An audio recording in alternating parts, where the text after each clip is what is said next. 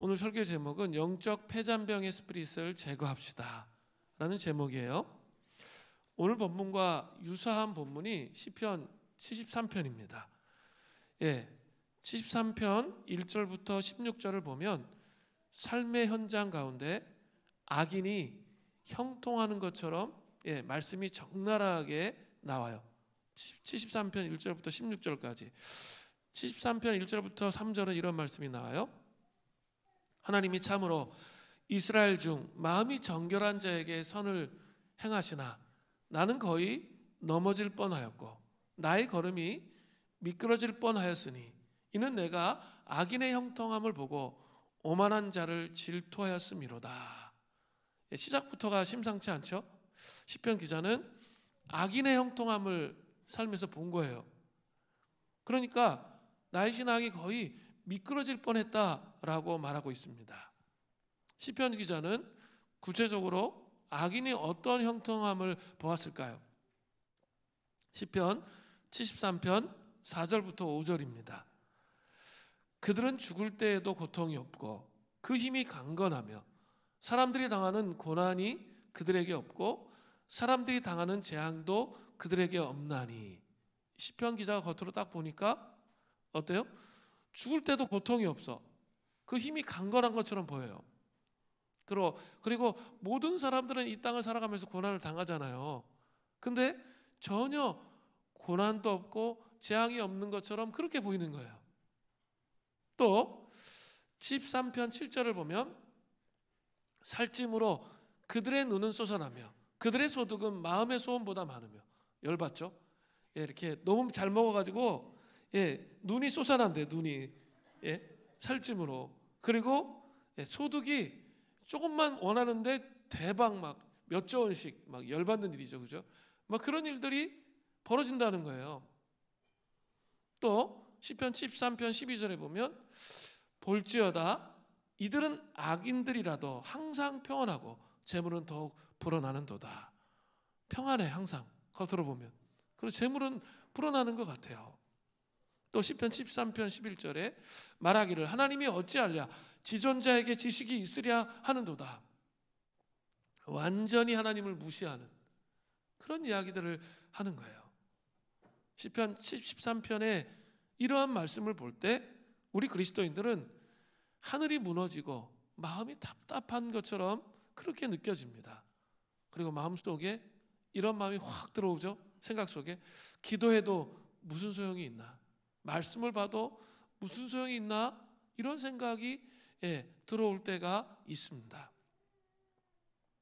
직장생활 속에서 하나님 없어도 겉으로 보기에는 잘 사는 것 같은 사람들이 너무나 많아요. 그죠? 좋은 백그라운드를 갖고 있어요. 또 학력은 막 스카이대에 아이비리그에 막 날고 겨요. 또 외모는 막 아이돌의 꽃미남의 그런 외모를 갖고 있어요. 거기에다가 인간관계를 너무 잘하는 거예요. 근데 나는 그리스도인인데 학력은 안 좋지. 그 다음에 외모도 별로인 것 같지. 그 다음에 인간관계 잘 못하지. 특별히 이제 직장에 가면 술 문제가 딱 걸리잖아요. 그리스도인도 술을 안 먹어야 되는데 술을 안 먹으려고 하는 순간부터 찍히잖아. 찍히는 것처럼 보이는 거예요. 한 수 젖혀놓고 들어가는 것 같죠. 또 세상에서는 아부해야 출세할 수 있잖아요. 근데 아부도 못하고 이게 성경적 가치를 정직해야 된다는 생각, 뭐 이런 생각 갖고 살다 보면 삶의 현실 속에 여러분 그리스도인으로서 직장생활하는 거 쉬웠습니까? 어려웠습니까? 정말 어려워요. 그리고 스트레스의 연속입니다. 예수 안 믿어도 사람들은 잘 사는 것 같아요. 그런 느낌을 지울 수가 없어요. 그러면서 내가 작아지고 초라해지는 것이죠. 가정 가운데 예수 믿지 않아도 겉으로 보기에는 잘 사는 것 같아. 그런데 우리 집은 다 예수 믿어도 뭐 하나 제대로 되는 게 없는 것 같아. 그런 느낌을 받을 때가 있죠. 고통의 연속인 것 같아요. 내 가정 복음화를 위해서 얼마나 기도를 많이 했는데 아직도 제자리인 것 같아요. 변화는 없는 것 같고 흙수저의 삶은 계속되는 것 같아요. 나도 금수저 물고 태어나고 싶은데 그게 안 되는 거죠.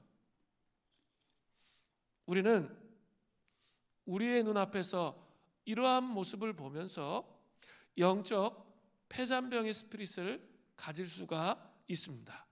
그러면 이제 영적 침체가 몰려오는 것이죠. 이러할 때 우리는 어떻게 해야 합니까? 오늘 본문 시편 92편은 그 영적 폐잔병의 스피릿을 제거하려면 가지고 있어야 할 마음의 태도가 세 가지라는 거예요. 아주 중요해요. 마음의 태도가 세 가지가 있어야 되는데, 첫 번째는 예배를 회복해야 돼요. 예배를 회복하려면 제일 먼저 뭘 해야 되겠죠? 주일 성수를 회복해야죠. 오늘 본문의 표제어는 안식일의 찬송시예요. 그러니까 5절에 주께서 행하신 일과 주의 생각은 안식일과 관련되어 있는 하나님의 구원인 것을 짐작할 수가 있어요. 원래 안식일은 하나님의 창조의 결과예요. 그죠? 창세기를 보면 하나님께서 모든 것을 만드신 후에 안식하셨습니다. 그리고 하나님은 인간들에게도 안식을 하게 하셨습니다. 그냥 무장적 퍼져 쉬는 게 안식이 결코 아니에요. 안식을 잘못 이해하는 사람들이 되게 많습니다. 그게 안식이 아닙니다. 우리 인간들을 위해서 세상을 창조하시고 우리에게 세상의 모든 것을 풍성하게 공급해 주시는 하나님을 기억하면서 그분께 감사하면서 그분과 교제하면서 예배 드리기 위한 것이 안식의 참된 의미예요. 다시 한번, 우리 인간들을 위해서 세상을 창조하시고 우리에게 세상의 모든 것을 풍성하게 공급하시는 하나님을 기억하면서 그분께 감사하면서 그분과 교제하면서 예배 드리기 위한 것이 안식의 참된 의미라는 거예요. 아마도 이 시편의 시대적 배경을 살펴보면 이스라엘 백성들이 하나님의 능력을 믿지 못하고 탐욕에 사로잡혀 있었던 것 같아요. 그들이 하나님을 믿으면 안식일에 하나님께 예배드리면서 안식할 수 있었습니다. 그러나 이스라엘 백성들이 안식일에 하나님을 예배하는 것을 버리고 자기들의 눈에 보이는 이익을 쫓다가 참된 안식의 기쁨을 잃어버리게 되었습니다. 사실 우리 인간의 일은 하나님께서 창조하신 것을 가공하는 정도밖에 되지 않습니다. 그런데 사람들은 그 작은 욕심을 벗어버리지 못하고 조금만 일을 더하면 돈을 더 벌 수 있는데 이런 생각을 하는 거죠. 그렇게 생각하면 우리 삶의 주인이 하나님이 아니라 일이 노예가 될 수 있습니다. 이스라엘 백성들이 일을 주장하지 못하고 끌려다닐 때 그들은 하나님의 복을 놓쳐버렸습니다. 그리고 이방인들의 노예가 되었던 것이죠. 결국 사람들의 노예가 되는 것이죠. 안식의 기쁨을 상실하게 되는 거예요. 예배의 기쁨을 상실하게 되는 거죠. 그냥 분주함 가운데 사람을 기쁘게 하는 것에 자꾸 포커스가 맞춰지면 예배의 기쁨을 상실해요. 안식일의 기쁨이 무엇인지 이해할 수 없게 되는 거죠. 그냥 안식일에 와서 그냥 조는 거예요. 그리고 그냥 일주일 동안 삶이 너무 피곤하고 곤고하고 그 속에 빠져서 졸다가 또다시 일주일을 사는 거죠. 그것은 안식이 아니에요. 그냥 피곤한 삶의 연속일 뿐입니다. 한번 생각해 보세요. 나의 삶은 진짜 주일에 예배드리러 와서 안식하고 있는지 살펴보셔야 돼요. 또 우리 팬데믹의 상황을 통해서 우리가 겪고 경험했잖아요. 인터넷 예배 편하고 처음에 예배 드릴 때 감격이 있었어요. 그런데 이게 1년 되고 2년 되니까 어때요? 습관이 되고 습관이 되고 퍼지면서 그 퍼질 때는 차라리 같이 모여서 예배 드리면 이렇게 그래도 퍼져도 이렇게 지켜주는 게 있잖아요. 지켜주는 것 자체가 없어요. 그러면서 마구 밑으로 내려가는 것을 보게 되잖아요. 점점 예배의 감격이 사라져요. 그러면서 마음속에 다가오는 생각이 있죠. 예배 드려서 뭐하지? 기도 드려서 뭐하지? 하나님 말씀 봐야 뭐하지? 이런 의심들이 원수 마귀가 주는 생각인데, 그런 생각들이 자기 머릿속에 막 폭격해요. 원래 나는 그런 사람이 아니었는데 내가 예배가 무너지기 시작하니까 내 신앙 전반에 거쳐서 의심과 회의가 머릿속에 들어오는 거예요. 타락한 혼에서부터, 그 혼의 타락에서부터 오는 그런 생각들이 계속 들어온다는 거죠. 그런 생각이 들다 보면 옆을 딱 보면 악인들이 보이는 거죠. 그리고 악인의 형통이 보이는 거죠. 그 악인의 형통이 또렷하게 보이면서 제가 서론에 얘기했던 이런 상황들이 온다는 거예요. 이 세상 사람들이 사는 원리가 무엇입니까? 그것은 죽도록 일해야 먹고 살 수 있습니다.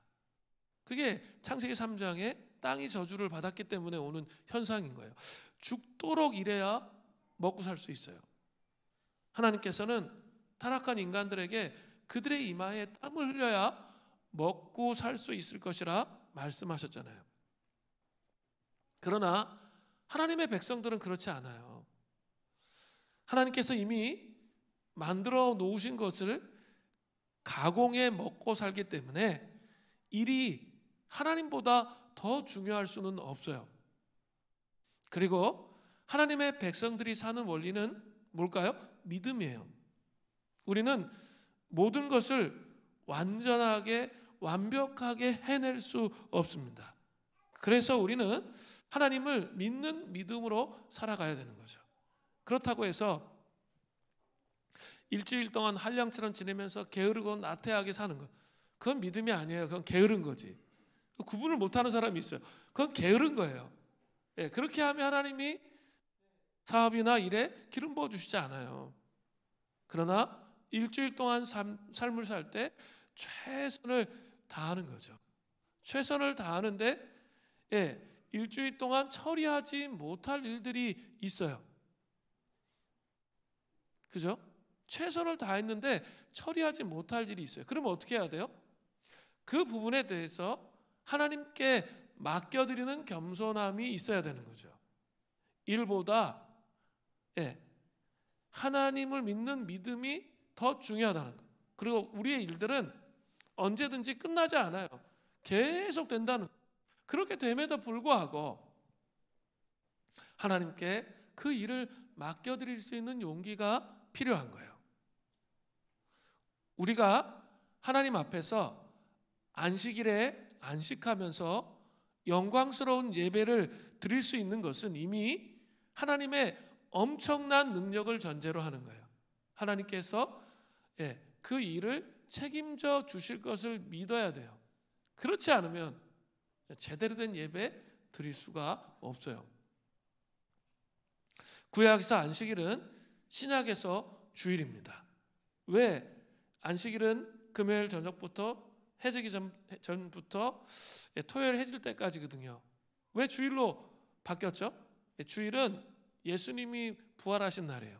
그리고 초대교회부터 작은 부활절로 주일로 옮겨서 지켰던 거예요. 그래서 옮겼던 거죠. 예배 회복의 시작은 온전한 주일의 성수로부터 시작되는 거예요. 이게 되게 중요해요. 그죠? 예배를 온전히 하나님 앞에 안식일로 하나님께 집중해서 내가 예배 드리려고 하는 그 마음에서부터 우리의 신앙의 회복이 시작된다는 거예요. 배가 있어요. 쇠로덩이로 된 배는 그 배 밑창에 작은 구멍이라도 뚫리면 어때요? 그게 그냥 침몰해요. 그런데 구멍이 뚫려 있지 않으면 절대로 배는 침몰하지 않습니다. 이 작은 구멍에 해당하는 게 뭘까요? 한 번, 두 번, 이렇게 예배를 양보하기 시작하는 거예요. 내 귀찮음과 피곤함과 지침으로 인해서 예배를 양보하기 시작하면 내 신앙에, 내 삶에 구멍이 뚫리는 거예요. 그래서 하나님과 관계가 멀어지게 되는 거죠. 그게 첫 번째예요. 또 있어요. 예배는 드리고 있어요. 예배는 드리고 있는데 마음이 없는 상태인 사람들이 대단히 많습니다. 그것은 주일 성수를 하는 것이 아니라고 생각이 들어요. 마음이 일주일 내내 육아와 직장 생활에 그냥 삶을 살다가 일주일 동안 삶에서 하나님과 기도하고 말씀을 읽는 그런 삶이 삶 속에 없어요. 그런 식으로 삶을 살다가 와서 예배를 딱 드리려고 하면 예배가 드려집니까? 안 드려집니까? 드려지지 않아요. 마음에 이 콘크리트를 친 상태가 되는 거예요. 그래서 하나님과 친밀한 교제 안에 들어가는 게 모르는 안 되는 상태에서 예배를 드리니까 이게 말씀을 들어도 이게 다 어떻게 되죠? 흘러나가 버리는 거예요. 흘러나가 버리는 상태가 되면 심각한 상태가 된 거예요. 그렇기 때문에 내가 이 영적 침체 가운데 들어갔구나. 그걸 인지해야 돼요.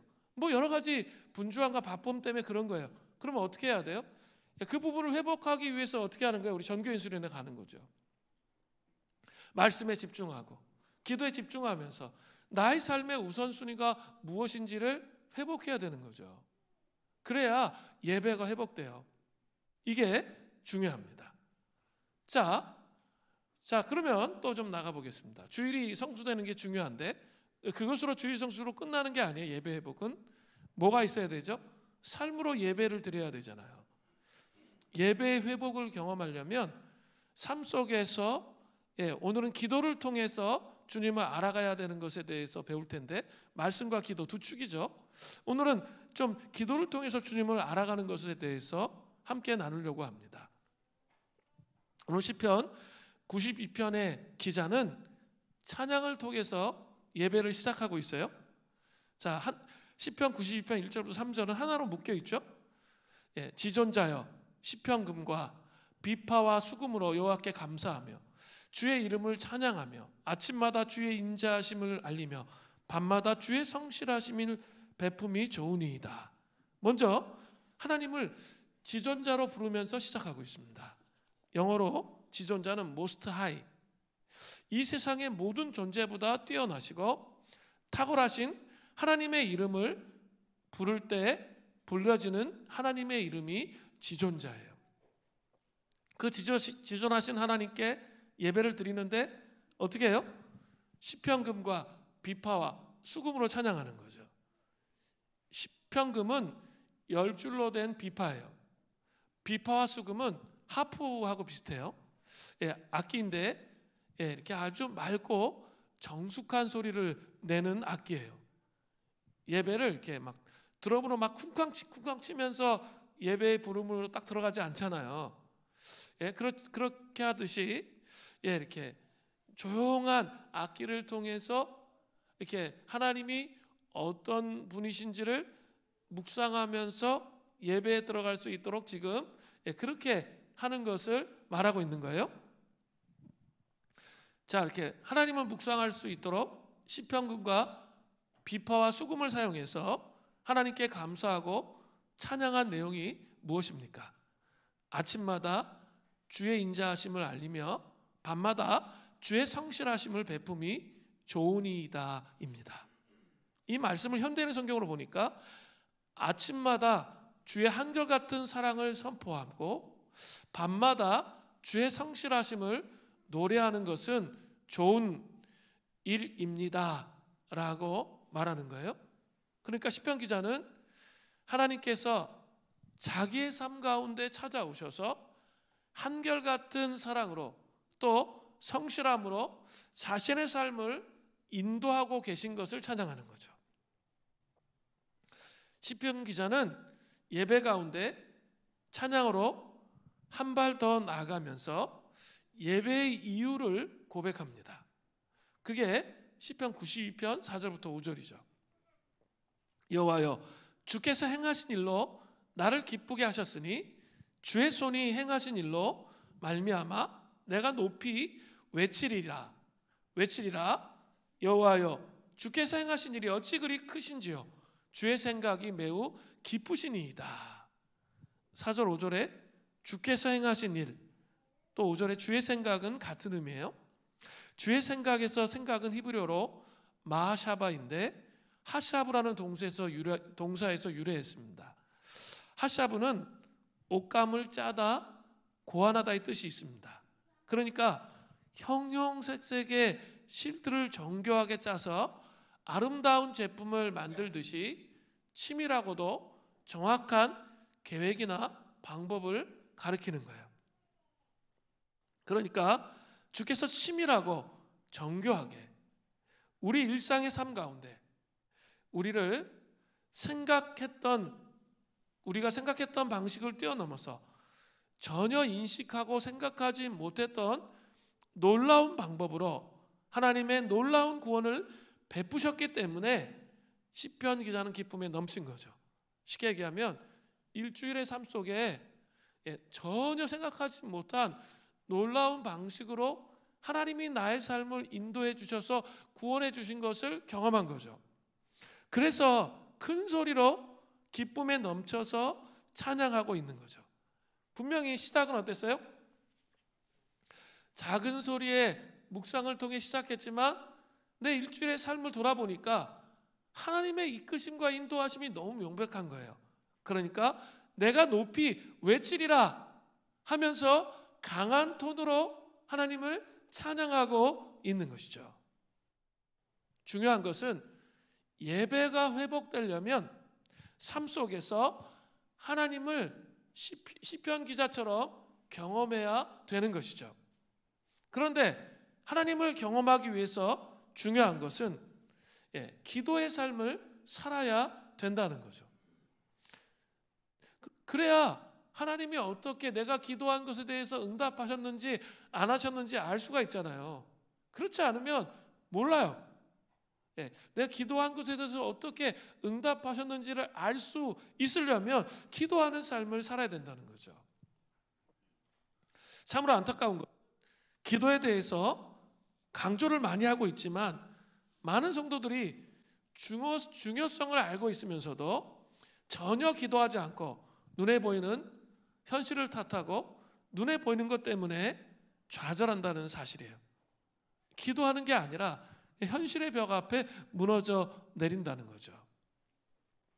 우리는 매일 삶의 기도 속에서 하나님께서 우리의 삶을 열어주시고 인도해 주시는 것을 경험하고 간증할 수 있어야 되는 거죠. 기도하지 않았는데 어떻게 하나님을 경험할 수 있겠습니까? 또한 기도의 삶을 살아야 자기의 삶에 간증이 있잖아요. 간증이 있어야 예배할 때 그냥 지치고 권고한 마음으로 예배하는 게 아니라 그 하나님의 통치와 다스리심을 찬양하면서 온전한 예배 안으로 들어갈 수 있는 거죠. 그러니까 하나님을 경험한 만큼 온전한 예배를 주일에 드릴 수 있는 거예요. 그러니까 6일 동안의 삶은 하나님을 온전히 경험하는 게 중요한 거예요. 일상을 살아가면서 하나님이 어떻게 나의 삶을 이끄시는지가 경험되는 것이 중요하다는 거죠. 그런 차원에서 기도의 삶을 살아야 되는 거죠.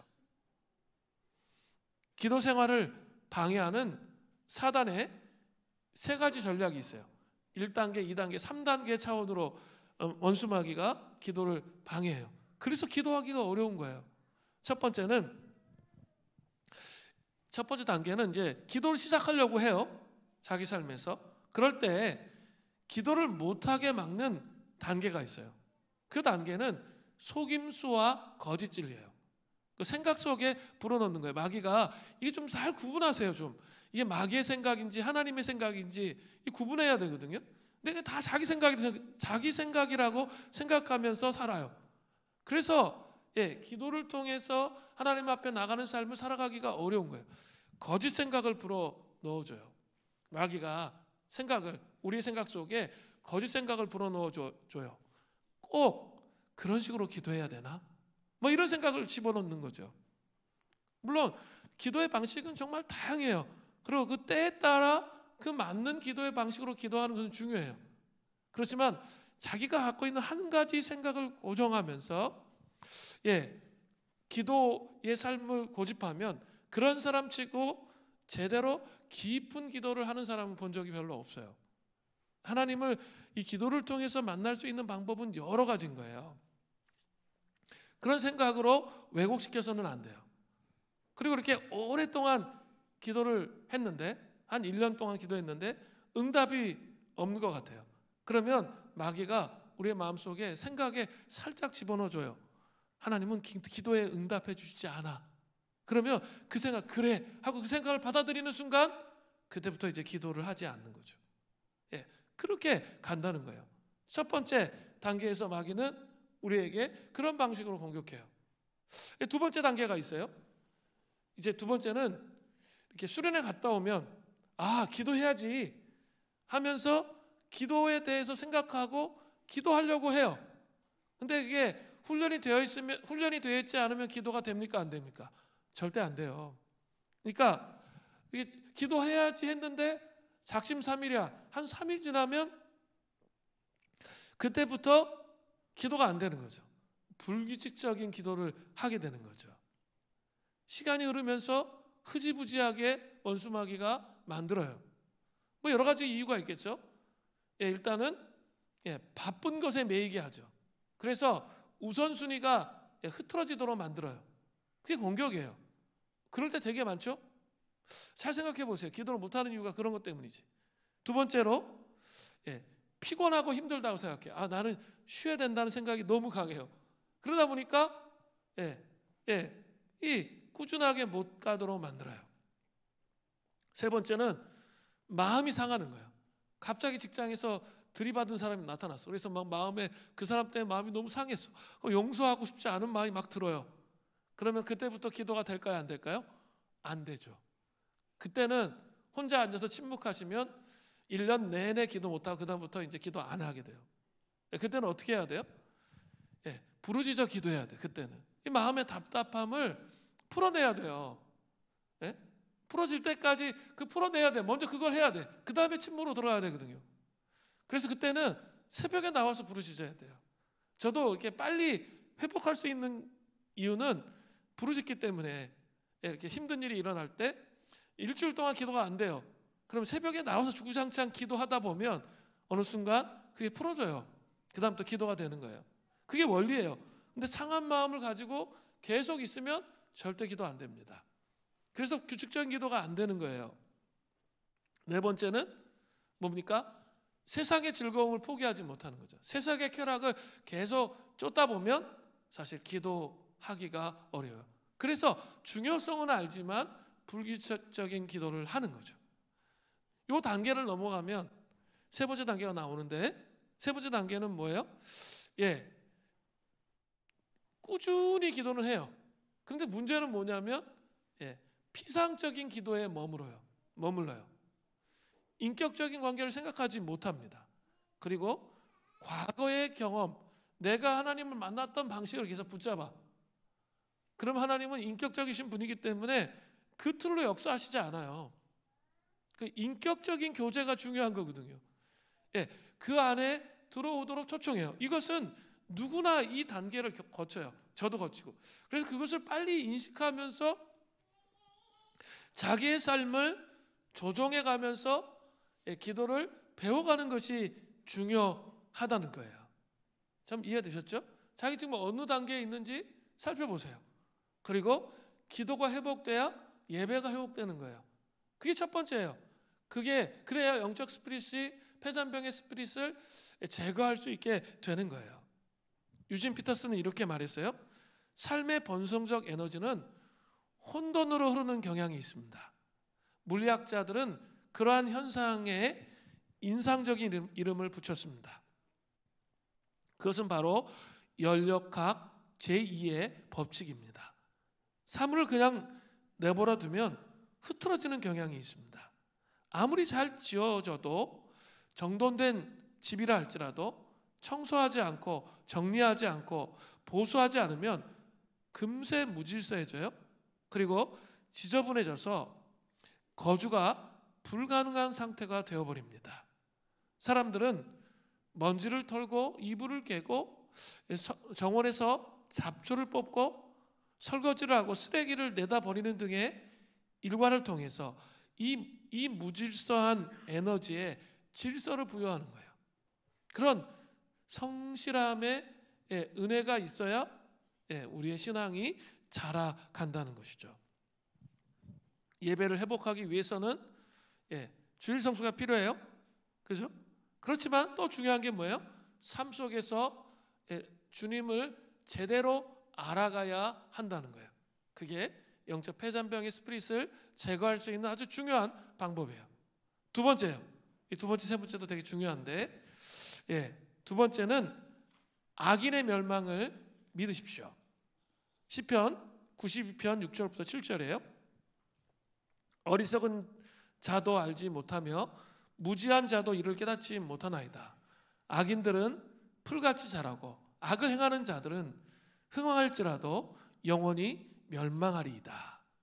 6절 7절에 어리석은 자, 무지한 자, 악인, 악을 행하는 자는 같은 뜻입니다. 그들은 하나님이 없다라고 말하는 사람들입니다. 그런데 어리석은 자들의 삶은 7절 전반절에 보니까 어떠합니까? 우기 때 비가 오고 나면 온 들판이 푸른 풀로 가득합니다. 이 팔레스타인의 특징이에요. 그냥 우기 때 비가 오면 온 들판이 푸른 풀로 가득해요.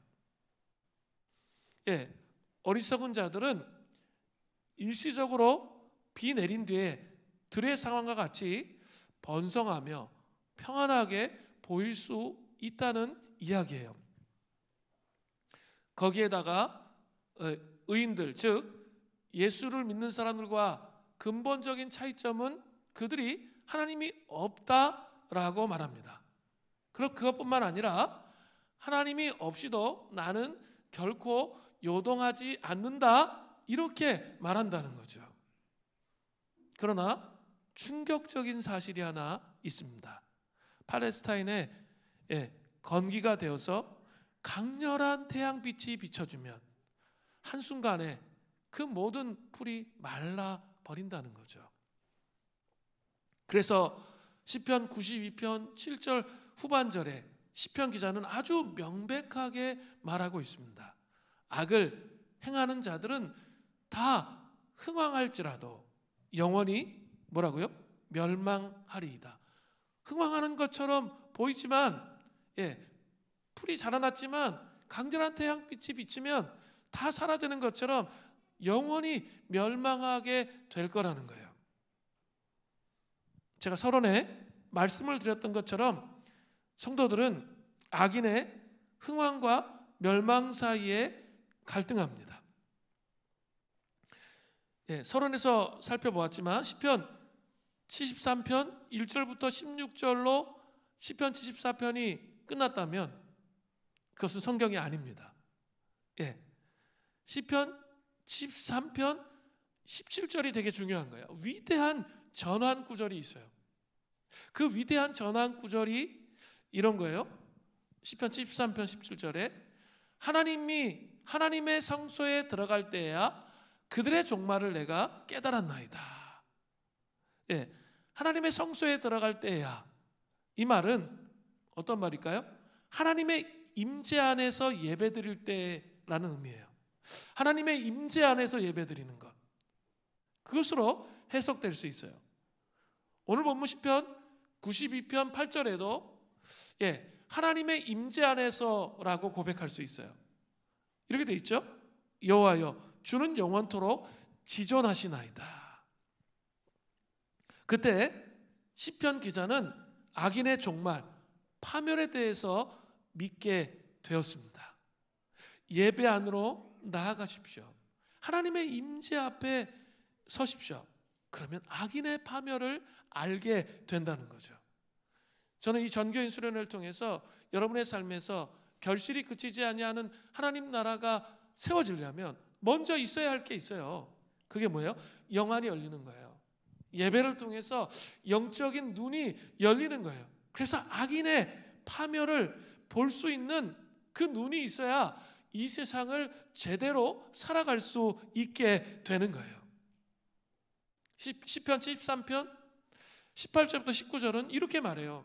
주께서 참으로 그들을 미끄러운 곳에 두시며 파멸에 던지시니 그들이 어찌하여 그리 갑자기 황폐되었는가. 갑자기 황폐된다는 거예요.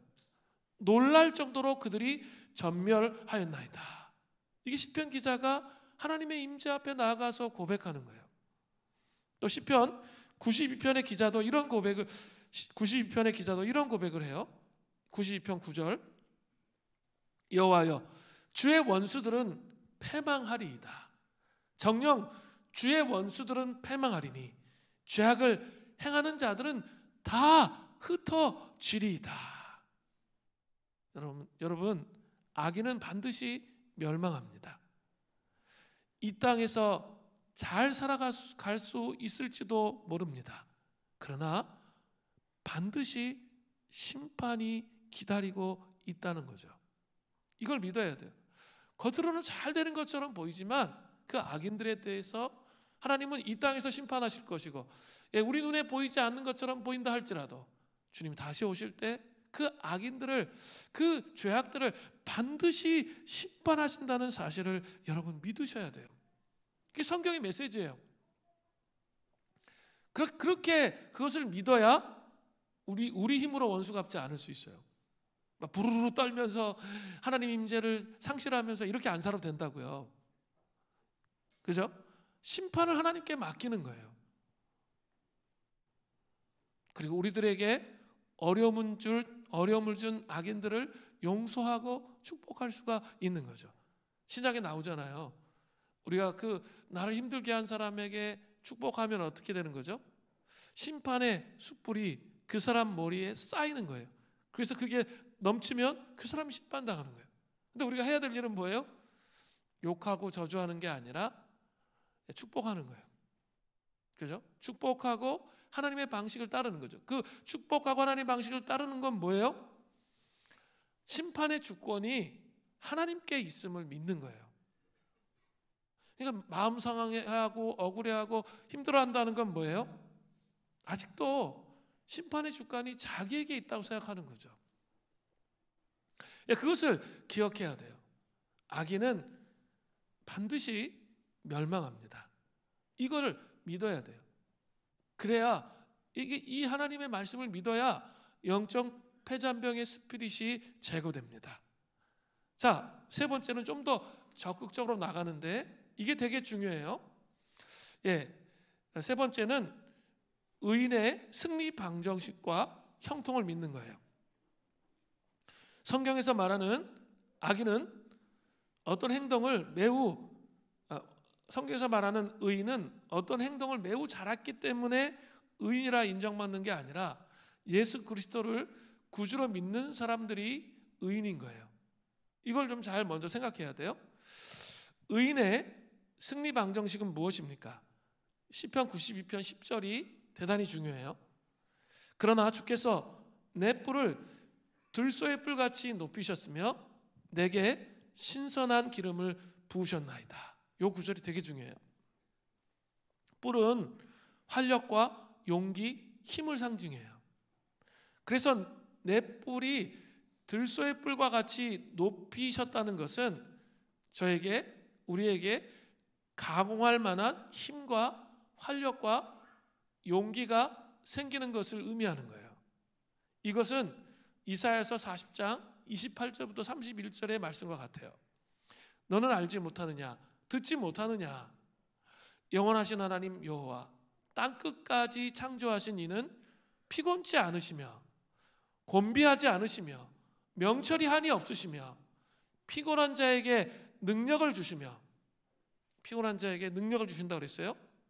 또 무능한 자에게 힘을 더하시나니 소년이라도 피곤하며 곤비하여 장정이라도 넘어지며 쓰러지되 오직 여호와를 앙망하는 자는 새 힘을 얻으리니, 여호와를 앙망하는 자는 새 힘을 얻는다고 말씀하세요. 독수리가 날개치며 올라감 같을 것이요 다른 박질하여도 곤비하지 아니하겠고 걸어가도 피곤하지 아니하리로다. 우리 예수 믿는 사람들의 삶의 현실은 너무나 피곤하고 지쳐있는 사람들이 많아요. 그런데 어떻게 이런 활력과 힘과 용기로 삶을 살아갈 수 있습니까? 이게 정말 중요한 문제예요. 예배 시간마다 지쳐있고 홍고한 사람 너무 많거든요. 의인의 승리 방정식은 무엇입니까? 그것은 시편 92편 10절 후반절인 거예요. 내게 신선한 기름을 부으셨나이다. 문자적으로 신선한 기름은 푸른 기름을 의미하는데 최고의 상품의 기름을 뜻해요. 원래 기름을 붓는다는 것은 하나님께서 한 사람을 대제사장이나 왕으로 선택할 때 대중 앞에서 공개적으로 행하는 중요한 의식이었습니다. 그러나 이제 본문의 문맥상에서는 고대 근동에서 잔치에서 존경하는 사람에게 귀한 기름을 부어 경의를 표하는 관습과 통하고 있습니다.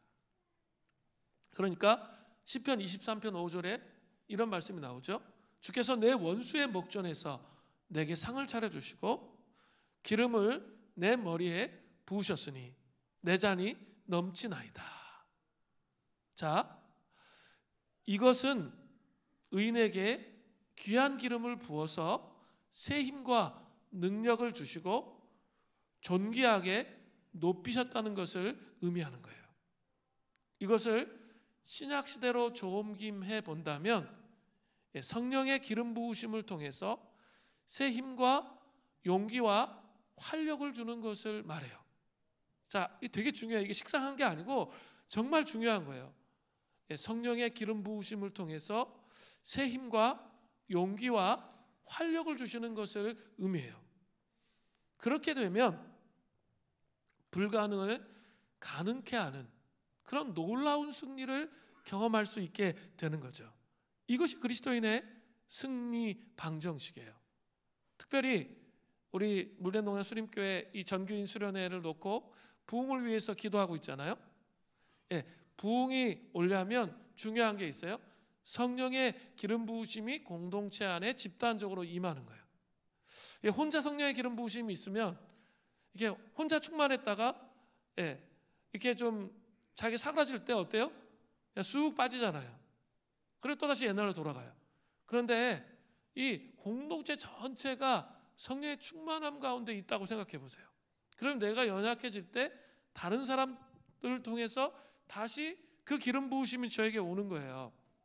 그 기름 부으심이 계속 유지돼야 힘과 능력과 새 힘과 능력과 권세가 부어지기 때문에 삶의 문제와 현실을 돌파할 수 있는 은혜가 있게 되는 거죠. 기적의 역사가 삶 속에 일어나는 거예요. 성령의 기름 부으심이 있어야 그 기적의 역사가 일어나요. 우리의 삶을 잘 돌아보세요. 적어도 한두 번은 경험한 적이 있을 거예요. 지속되지 못해서 그랬지 한두 번은 성령의 기름 부으심을 통해서 하나님께서 내 인생과 삶을 열어가시는 것을 경험했을 거예요. 근데 부흥이라는 건 뭘까요? 그 성령의 기름 부으심이 집단적으로 임하는 거예요. 저는 그 꿈을 꿉니다. 그 성령의 기름 부으심이 집단적으로 임하는 거예요. 그래서 삶의 현실의 문이 열리는 거예요. 또 육신의 질병이 치유되는 거예요. 또 성령의 기름 부으심을 통해 오랫동안 기도했던 그 구원을 위해 기도했던 그 문이 풀어지는 거예요. 직장 생활 속에서 맨날 폐잔병처럼 지치고 힘들고 나의 힘으로 살아가는 것이 아니라 성령의 기름 부으심을 통해 하나님의 이끄심을 통해 당당하게 역사하심을 통해 살아갈 수 있도록 하는 그런 기름 부으심이 우리에게 필요하다는 거예요. 저는 이 전교인 수련회에 그런 기름 부으심이 임하기를 소원합니다. 그 기름 부으심이 있어야 돼요. 아니 맨날 이 폐잔병처럼 세상에서 마이너로 맨날 위축돼서 살도록 주님이 우리를 부르셨을까요? 아니에요. 예, 성령의 기름 부으심 하면 요것만 딱 떼가지고 자꾸 생각하는 경향이 있어요. 그게 아니고요. 우리 구원의 절기하면서 뭐부터 했어요? 하나님 나라, 성육신의 예수님의 성육신의 은혜, 그리고 십자가, 그리고 뭐 했어요?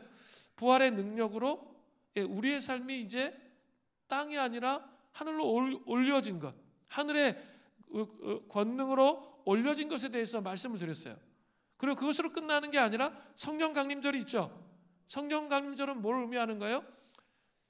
땅에 선교사로 보내심을 임하는 거예요. 하늘의 권능을 경험한 사람들이 삼위일체 하나님과 함께 이 땅에 내려와서 이 땅에서 성령의 권능으로 삶을 살아가는 것을 의미하는 거예요. 그게 성령 강림절의 의미예요. 그냥 성령 강림절만 딱 떼어놓고 보니까 은사 뭐 이런 것만 자꾸 생각하는 경향이 있어요. 그게 아니라 이 전체를 연결해 보세요. 이게 얼마나 중요한지. 예수 그리스도의 성육신과 죽으심과 부활을 완성하는 거예요. 그것은 뭐예요? 부활을 사는 거예요. 그게 성령의 권능과 능력으로만, 그 기름 부으심으로만 그렇게 살아갈 수 있다는 거죠. 관점이 달라지죠? 그게 우리에게 필요한 거예요. 그 은혜가 우리에게 있기를 바랍니다. 예, 한 사람의 얘기를 좀 해보려고 해요. 아프리카 말라위의 나이팅게일이라고 하는 백영심 선교사님의 이야기입니다. 말라위는 인구 5만 명의 의사가 한 명밖에 없는 아주 절망적인 나라입니다. 그런데 이 말라위에 큰 병원이 세워지는 기적이 있었습니다. 이 병원이 세워진 것은 백영심 선교사의 성령의 기름 부으심을 통한 간절한 기도와 희생과 사랑이 있었기 때문입니다. 백영심 선교사님 고려대학교 부석병원에서 일하던 내과 간호사였습니다. 그런데 28살에 아프리카 케냐의 마사이족에게 간호사가 필요하다는 말을 듣고 자기의 좋은 직장을 내려놓고 아프리카로 건너갔습니다. 그곳에서 불쌍한 사람들을 치료해주고 헌신하던 중에 말라위라고 하는 가난한 나라의 이야기를 듣게 되었습니다. 그래서 말라위의 어느 한 마을에 들어가 진료소를 세웁니다. 그러자 그 산 동네에 사는 사람들이 하루에 100명씩 찾아왔습니다. 그러던 어느 날 5살짜리 아이가 피투성이가 되어서 어머니 등에 엎혀왔는데도 의료시설이 부족해서 치료하지 못했습니다. 결국 그 아이는 제대로 된 치료도 한번 못한 채 죽고 말았습니다. 그때부터 그녀는 말라위에 큰 병원을 세울 것을 결심하고 성령의 기름 부으심이 있는 기도를 하기 시작했습니다. 한국에서도 병원을 세우는 일은 결코 쉬운 일이 아닙니다. 자본도 없고 아무 시설도 없는데 선교지에서 병원을 세우는 일은 결코 쉬운 일이 아니에요. 그런데 그의 기도를 통해서 기적이 일어나기 시작했습니다.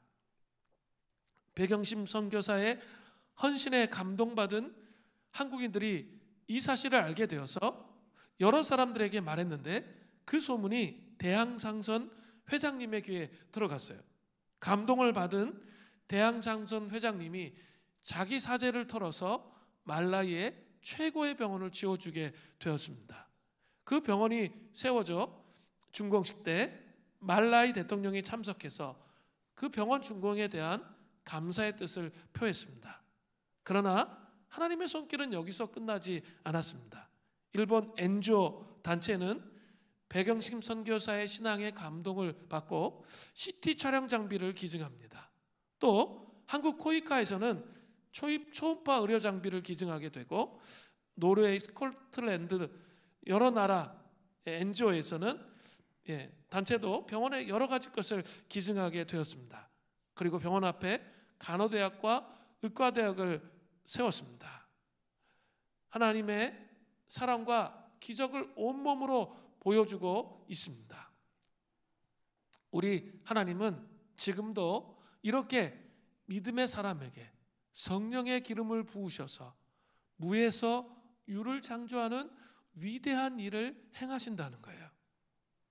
백선교사는 성령의 기름 부으심을 통해서 위대한 하나님의 기적을 이 메마른 땅에 이루어 가고 계십니다. 이 메마른 땅에, 척박한 땅에, 여러분의 삶의 현실 속에 성령의 기름 부으심을 통해 위대한 일을 하나님께서 행하시도록, 결실이 지지 아니하는 하나님 나라가 세워지도록 이 수련회를 통해서 기도해야 되는 것이죠. 이제 마지막으로 의인의 승리 방정식인 성령의 기름 부으심을 날마다 경험하고 계십니까? 그렇다면 중요한 게 있어요. 형통이 임해요. 크게 세 가지 형통이에요.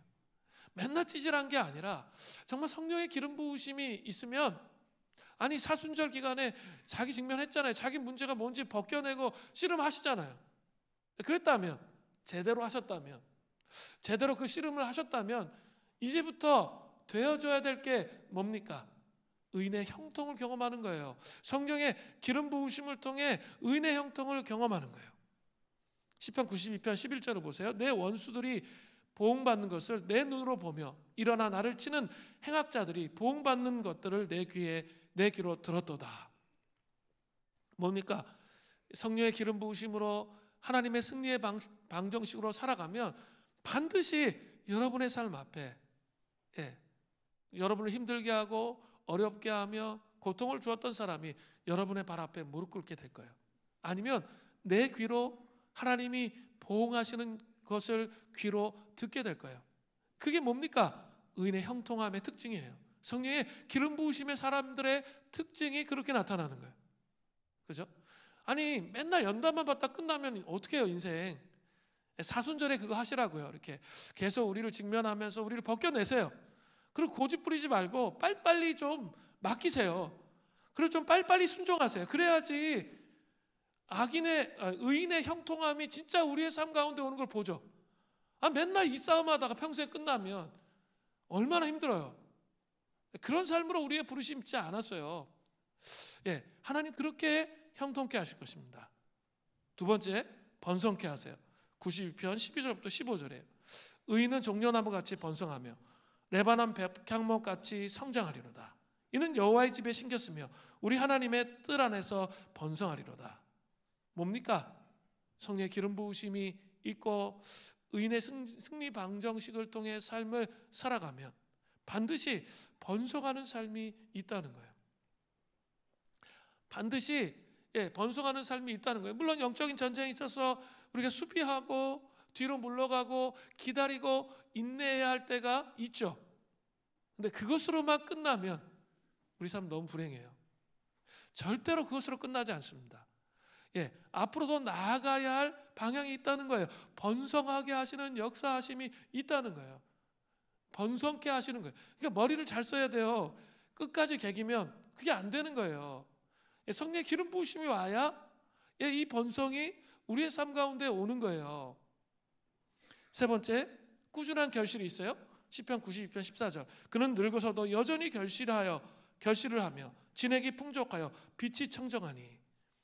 한 번 결실로 끝나는 게 아니라는 거예요.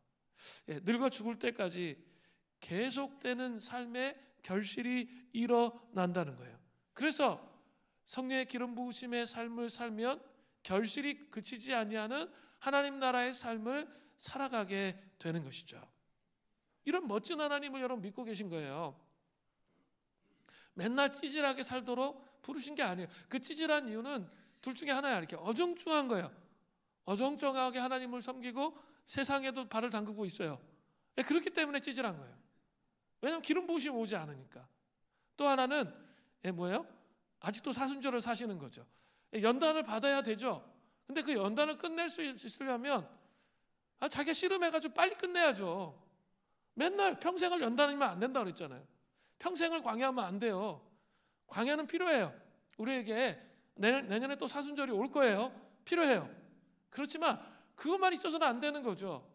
예, 분명히 하나님이 부어주시는 풍성한 은혜가 있다는 거예요. 성령의 기름 부으심이 있어서 나의 삶에, 나의 가정에, 나의 직장에, 이 교회에 영혼을, 복음을 전하는데 그 기름 부으심을 우리에게 허락해 주신다는 거예요. 그게 하늘의 삶을 땅에 가져온 이 땅의 하나님의 백성들의 삶인 거예요. 그 부르심 앞에 나아가는 은혜가 있기를 바랍니다. 시편 기자는 이제 이렇게 멋지게 인도하시는 하나님을 사람들에게 선포하면서 마무리하는 거예요. 시편 92편 5절에 여호와의 정직하심과 나의 바위 되심과 그에게는 불의가 없음이 선포되리로다. 아멘. 그 은혜가 우리에게 있기를 바랍니다. 우리 같이 기도하겠습니다. 예수님 목마릅니다. 찬양하면서 기도하겠습니다. 우리 예수님 목마릅니다. 찬양하도록 하겠습니다.